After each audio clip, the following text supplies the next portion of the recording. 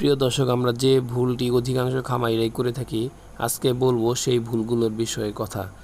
আপনারা দেখতে পাচ্ছেন আমরা এখানে এসেছি একটি খামারে। এখানে ভাইয়ের 4টি গরু আছে, সবগুলোই কিন্তু হৃষ্টপুষ্টকরণ অর্থাৎ ষাঁড় গরু।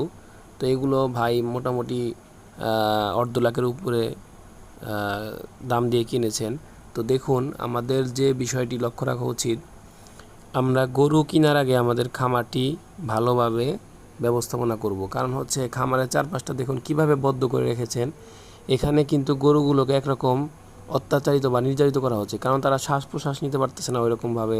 তারা খোলামেলা একটি পরিবেশ চায়। আমরা যেমন মানুষরা বদ্ধ ঘরে থাকতে পছন্দ করি না, তেমনই কিন্তু পশু পাখি অর্থাৎ গরু কিন্তু চায় যে খোলামেলা একটি পরিবেশ।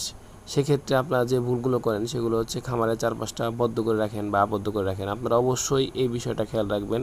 এতে করে কিন্তু গরুর সব দিক থেকেই প্রফিট কম হবে।